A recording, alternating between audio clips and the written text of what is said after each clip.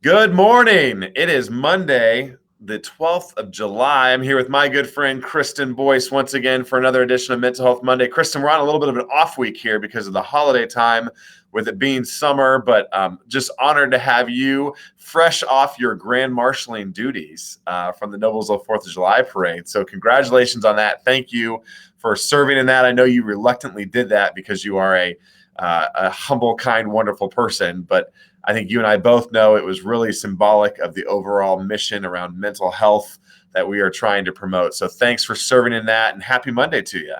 Thank you, Mayor Jensen. It was an honor and a privilege to elevate the conversation around mental health. So thank you for your vulnerability, authenticity, and jumping in to feel passionate about changing the conversation around this very important topic. So thank you. It was a lot of fun. Yeah. I had a good time. I was like, I'm just going to spread the love, the love. I'm actually wearing my Mental Health Matters bracelet here that the Boyce girls gave out. So I appreciate it. I've been wearing that last couple of weeks as a great reminder.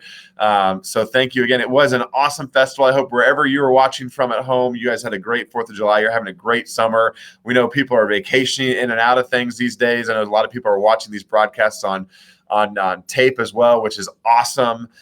So I'm excited to be with you here today. If you are listening live and have questions throughout this morning, let us know. We'll take them live. If we don't have the answers, we can get you answers later on as well. But it's a wonderful Monday here in Noblesville. And I hope it's wonderful wherever you guys are too. We have an awesome topic this morning, very timely topic about communication and looking at different communication styles. I was talking to my wife this morning a little bit about how summertime is kind of a great time to be home with your friends and family, but that communication can get tricky. Communication in the summertime when everyone's at home is very different than communication when we're all on a schedule and routine and those things. So we're going to work through that a little bit this morning and talk about different communication styles. But before we do that, let's do some square breathing. And Kristen noted before we got on here, I do have a little bit of a head cold, so square breathing is going to be a little bit more tricky for me.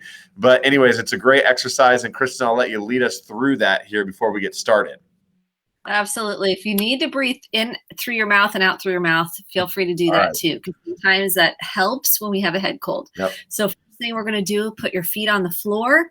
We're grounding, we're centering, we're coming back into the present moment. So we're not in the future, we're not in the past, we're right here together. So first, press your feet into the floor. Then we're going to inhale for 4 through your nose, hold for 4, and slowly exhale out your mouth for 8. And we're going to do it together twice. And then I encourage you to do this every hour. So you're practicing this when things get intense, when you get anxious, when you feel overwhelmed. We're going to train your brain to the first thing to go to is the breath, to recenter to you, to ground you. So let's press into our feet. Inhale. Hold. Exhale.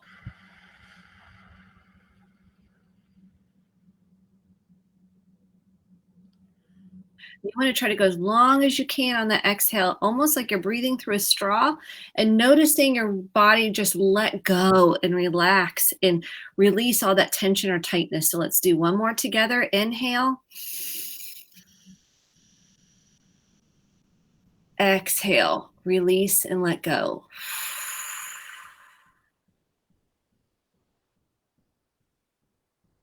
Just kind of connect with your body, notice your nervous system and the felt sense staying pressed into your feet for that centering and grounding. And this is a place to come back to throughout your day to day. I love it. You know, I do this all the time. I tell people I do it in the car is my spot. So if you think about it, think about a time where, you know, you do a routine. If you're in the car regularly, great time to do that. A lot of road rage out there. Square breathing is wonderful to do. I do it on State Road 32 every morning on my way into town. So we're going to tackle communication today. And I'm really excited about this. I've talked openly in the past about different communication styles that I prefer. I've talked a lot about how at home, Julie Jensen and I have very different communication styles. She is a write it out person. I am a in the moment, I want to fix it, let's talk about it person. So if we ever have an argument, I'll go at it. And then usually the next day I'll get a long email from her. Probably many husbands and wives nodding their head right now. They know exactly what I mean. I get a long email outlining what the issue was there. But it's just so different. And honestly, in this day and age, Kristen, there's so many communication ways and mechanisms that we have actually just is very timely. This morning, I got lit up, and I will be very discreet about this, but I got a constituent concern via Twitter Messenger a few days ago. And to be honest, I didn't really even realize Twitter had a messaging service, so I didn't catch this Twitter message. And so I got another Twitter message this morning, mad at me for not responding to that Twitter message. So it was very timely in the fact that I didn't realize that was even a communication style or way to communicate. So it was very timely as I walked in here today about not only just the types of communication, but how we communicate with one another. It's just, there's a lot going on. So I would love for you to spend a few minutes talking about I think you outlined 4, I believe you're going to talk about. And then let's dive into each one and how we work through them and how we integrate different types into our every single day life. Yes, and there's many platforms to communicate. Yep. My number one preference is face-to-face if you can, then video, then written or phone, texting, messengering, social media. I'm going to recommend a no-go.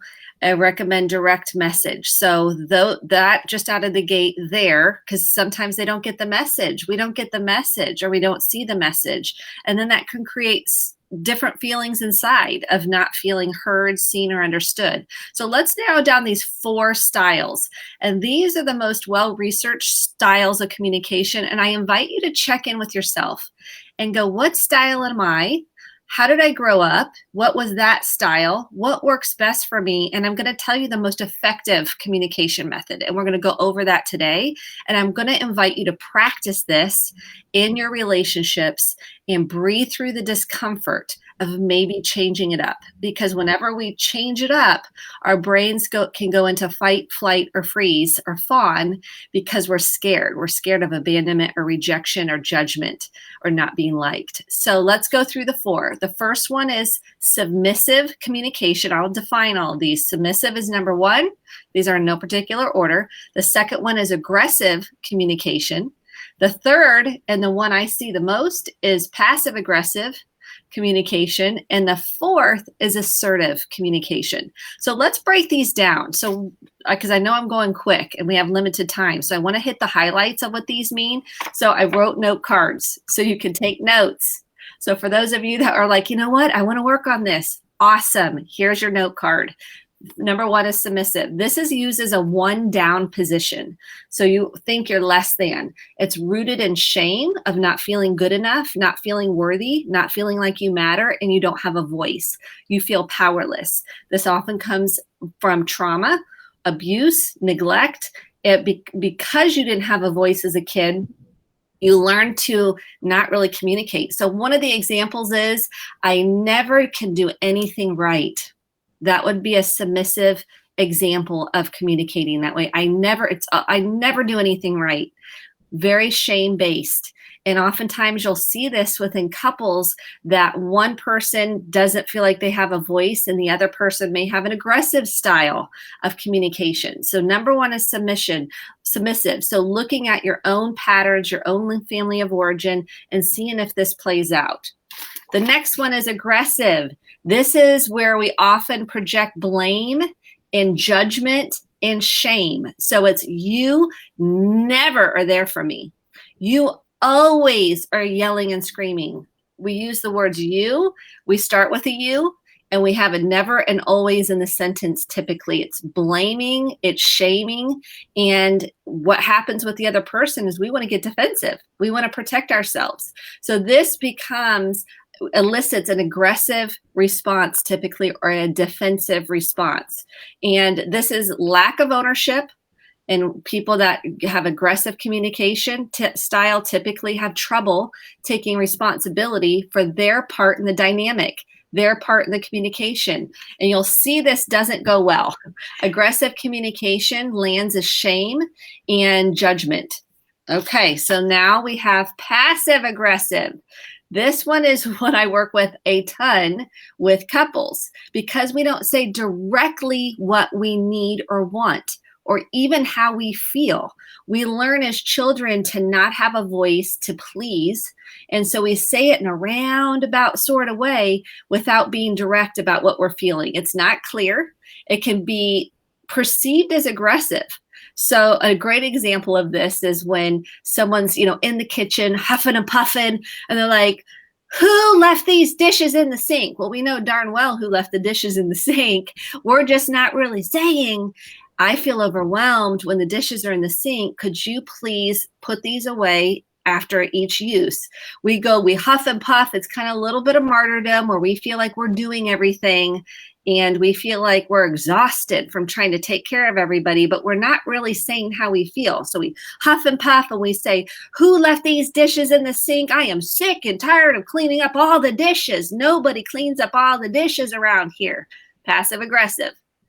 So that's a great example of what we would want to change. And we're going to get to assertive with a more direct statement. Okay, number 4, this is the bing, bing, bing, winner, winner, winner. This is what I work with everybody on working on. And the first thing is we have to work on our own shame. If I don't believe I'm worthy, if I don't believe I'm lovable, if I don't believe I'm important, then chances are I'm not going to be direct and clear because that wasn't a pattern in my family dynamic. I have to learn how to love myself. I have to learn how to say things in a healthy way without projecting, blaming, and judging so I can actually be heard. So this brings us closer together. Submission, passive aggressive, and aggressive creates more distance in relationships. We actually want closeness. We actually want to be heard and known and seen. That actually creates the opposite of what we actually want. So assertiveness looks like, I feel sad because I really want to connect with you and spend time with you. Would you be willing to do a date night on Friday so we can go out, just the two of us? See how clear, specific, and direct. I used an I feel statement with a core emotion in there. And if you don't remember what the core emotions are, I wrote them out. So here we go. I feel. You want to put a core emotion in there. I feel like you is what? Aggressive or passive aggressive, depending on what I'm saying. That's judgment. This is about me owning my feelings. So I feel sad because I want to spend time with you. Could we go together on Friday night and have a date night? Clear and direct, but I used a core emotion in there. So core emotions are sadness, fear, you could also say grief, anger, disgust, excitement, joy, and sexual excitement. And so we want to put a core emotion in that I feel statement. Otherwise, we're not taking responsibility for our own feelings. So it's really important you're using an I feel in there.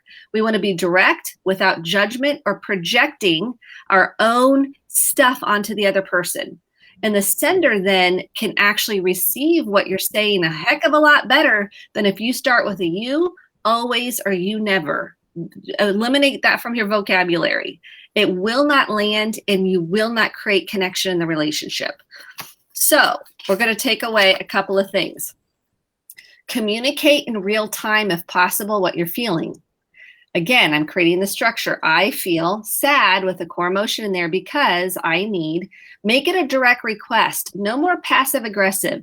That whole passive aggressive era is detrimental to healthy family systems and healthy relationships. It doesn't work.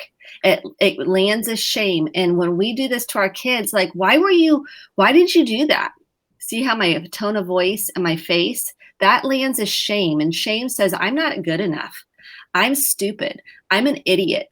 I am defective. I am unimportant. That's shame. We have to watch that we're not shaming through our communication. Assertiveness does not land as shame if we're clear and direct. Now, I can't control how the other person is going to take it.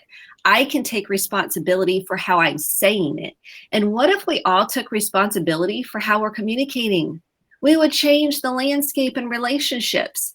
And the last thing is mirroring back what you hear someone say. So for example, if someone says, I feel really sad because I feel disconnected and I really want to connect with you. Could we go to have a date night on Friday? My response as the receiver could be, so what I hear you saying is you feel super sad because you really want to connect and don't feel connected and want to spend some time together on Friday night. And the person goes, yes. Now I have a felt sense of safety in my body that I feel heard and understood. It doesn't mean I agree. So I might feel really connected to my partner and they might not feel connected, and it's okay. The less defensive we are in communication, the better. But guess what? If I am in an aggressive communication, I'm going to get defensive. If someone's coming at me, I'm going to want to protect myself. Passive aggressive, I'm going to want to protect myself. Submissive means I don't even feel like I can protect myself. So I just kind of go into a one down position out of the gate because I don't feel worthy. I don't feel like I matter. So these are really important for you to identify. How do you communicate?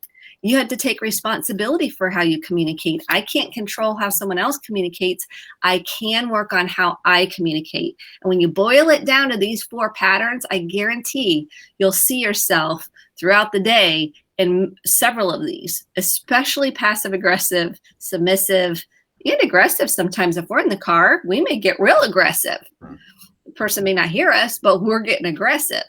We have to look at what's underneath into those core emotions. You were going to say something.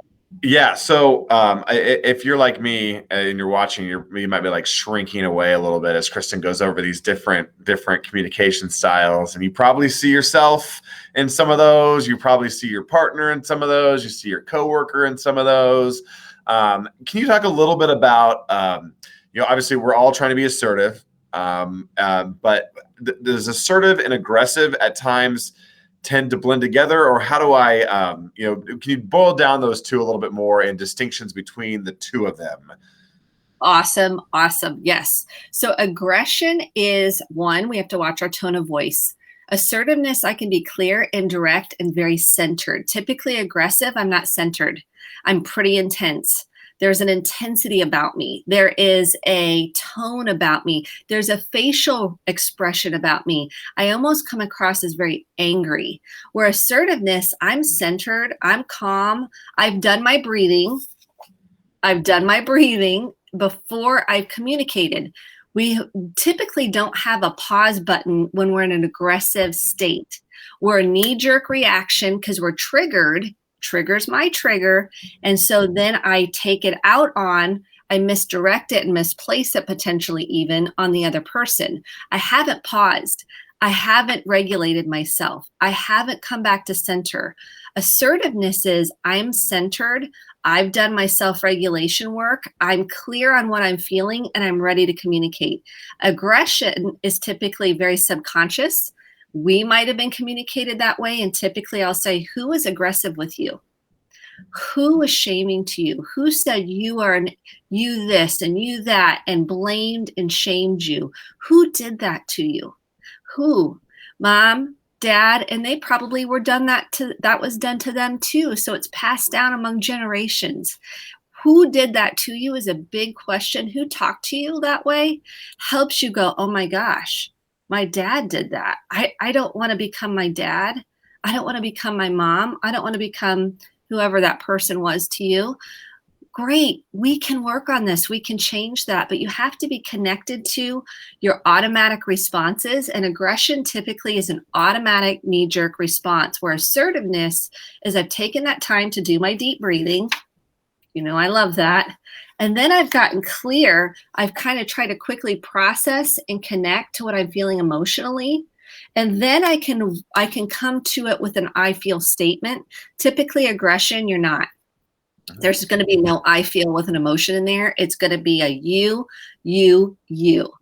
And it's not about the person taking any ownership or responsibility. So tone of voice, body language, facial expressions, and intensity are a way to check the difference between the two. That's helpful. Thank you. So I want to dive in a little bit on passive aggressive communication, because you said it. So these are your words, not mine, that a lot of couples, this is what they deal with. And I'm sure there's a lot of husbands and wives kind of smirking right now when you hear this comment. Julie Jensen and I would probably openly both admit that we can be passive aggressive to one another within our relationship and throughout the day. How do we maybe talk to our partner or a coworker or whoever that may be that you're getting passive aggressive communication from, to try to at least maybe bring up this topic to just kind of point this out in a delicate way, and then also help transition to be more assertive with that person? How do we manage that relationship? Well, this is awesome because my kids know these terms. So guess who's calling me being passive aggressive? Yep. My kids.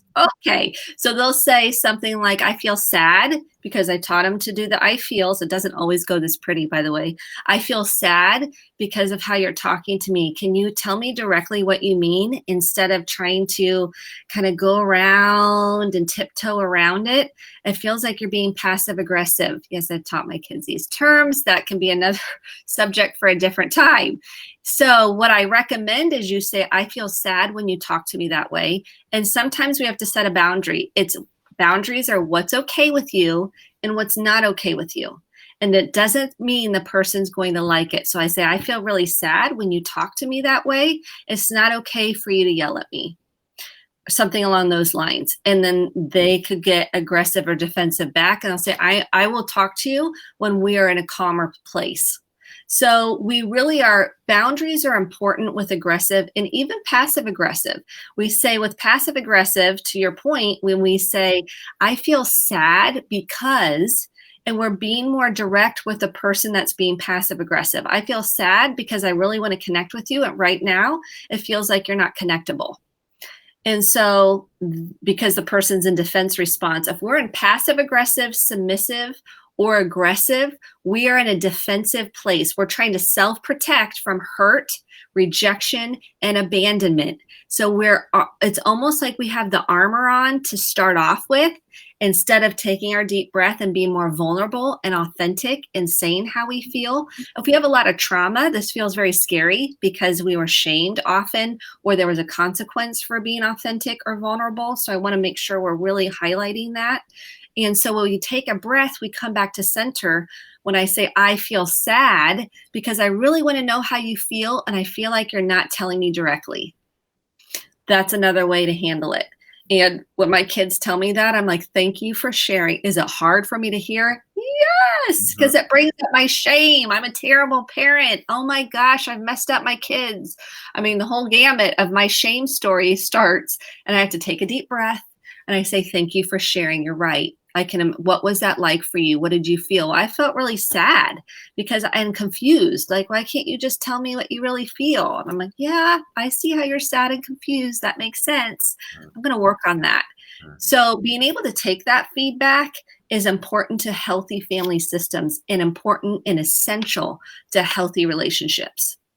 Yeah, and I would imagine anyone would be willing to admit that hearing that feedback can be difficult. That's one of the biggest things I work through a lot, is hearing that criticism, hearing it, processing it, not deflecting it, listening to it, mirroring it back. That's, I imagine anyone in any leadership position, especially, you has to work through that quite a bit.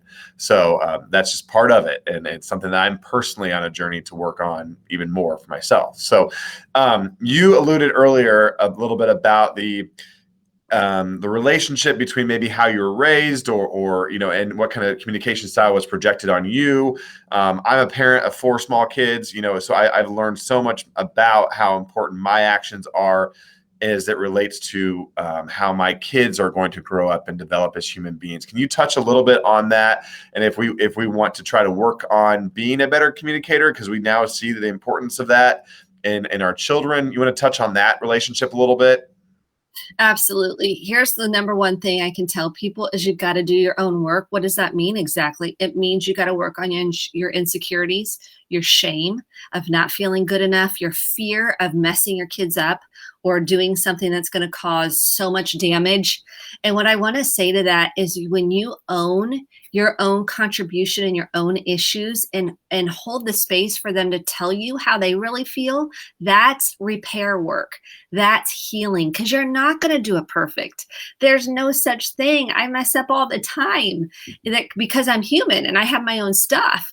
And I'm clear when it's my stuff, even though I can feel those defenses wanting to kick in and be like, well, what about what you did? You didn't clean up the sink. And I can feel those defenses. And when I can go, okay, what's going on for you? Oop, your shame trigger got hit. You feeling not good enough. I have to own my own triggers. And this is hard because we want to protect ourselves, even with our children. And if we don't wake up and go, oh, I see how I communicated landed as shame for my kid. And what ends up happening is the child carries that shame around. Everybody's going to have shame, including our kids. We can teach them how to nurture themselves by me offering compassion and acknowledgement for how I communicated. So, oh, I can see how my tone of voice and my look on my face, you felt like I was really mad at you, and you felt like you did something bad, and tell me about how that feels for you. Ownership, taking responsibility, because that's what we wanted from our parents. That's what we wanted from our primary caregivers, for them to do their own work and not feel so insecure, to not feel so detrimental of like that shame driving their train.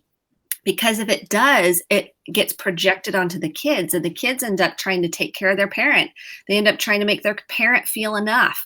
They end up trying to please their parent. They end up trying to love their parent so their parent feels like they're lovable. And it's a big burden that a lot of kids carry. And if we as adults, as parents say, you know what, I'm willing to go to the hard places to rumble through my own shame, my own unworthiness, my own fears, that's it. And taking responsibility for it. That is the key. And watching those defense responses that come from old places. Yeah. It's not easy and it's hard, and you're making it sound so easy. I'm walking the walk and it's tough. Yeah. Well, that's why, one of my goals here on this entire series of the last year and a half is to kind of own our stuff, right? And be open and honest about challenges that I have and communication styles that I certainly am a work in progress every day. As a mayor, as a father, as a husband, as a friend, you name it, as a son, whatever it may be, working through our communication styles, it's something that no one is perfect on. And you do such an eloquent job, Kristen Boyce, in going through all four of them. But I'm sure behind you just admitted there yourself that you're a work in progress all the time. So I'm sure Mark would chime in there too at the same time. So absolutely. So with my kids, they call me stuff all the time. Yeah. And I want that. I want to be called on my stuff. Yeah. It's not their job to call me, but I want them to have that ability to tell me. Yep. That's healthy. Yes. That is healthy. We didn't grow up like that. And I get that. That's a shift in mindset, but that's healthy. Then they go on to be able to speak their truth and say how they feel and have more empathy in their relationships with whoever they end up with. Yep. I love that. Well, this topic, and we're almost out of time here, but we covered a lot in this half an hour, because that was very insightful to me, Kristen, about going over this. And I thought it was important to kind of go over it as we go through the summer months. A lot of families are using this kind of as a reset time, looking for a new school year coming up, spending time with our kids at home. A great time to think about this and how we're communicating within our own households, within our own businesses, as folks transition back to in-person work. Think about how you're communicating. Think about how you want to communicate, and take some of these lessons with you throughout the day. So before we leave, though, Chris, if you're in crisis right now, if someone's listening in crisis, needs help immediately, where do they turn? 1-800-273-TALK. This is the number one resource for anyone that's has suicidal ideation, or you just flat out are struggling to be here. Please call 1-800-273-TALK. There are so many resources out there. 741-741. If you don't want to talk to anybody, text. That's okay too. There is help available. You don't have to walk this alone. Prevail if you're having any verbal abuse, emotional abuse, physical abuse, sexual abuse. This is the place to go. And they have a hotline, 317-776-3472. You can also go to the nearest emergency room, Community North here in Indianapolis, as well as St. Vincent Stress Center are here for you in Fairbanks if you're struggling with any addiction issues in Indianapolis. There's lots of resources. And then I know on the City of Noblesville Facebook or City of Noblesville website, there's a page with a whole list of resources available. Yep, they're right at your fingertips. And I will also say, Kristen, you and I are involved in the Noblesville Wellbeing Coalition. We're getting ready to launch this week a community-wide survey that we're going to ask every resident to take a moment, focus on your overall well-being. Take a moment. It just takes a couple of minutes to fill that out. We want to get a sense of where our community is so we can continue to dive in and help those in need in around us. But in the meantime, thanks so much for listening. Kristen, thanks as always for joining us and giving of your time. It means so much. Thank you so much, Mayor Jensen. Thank you, everybody, for just participating and changing this conversation around mental wellness. Yes, and have a great week.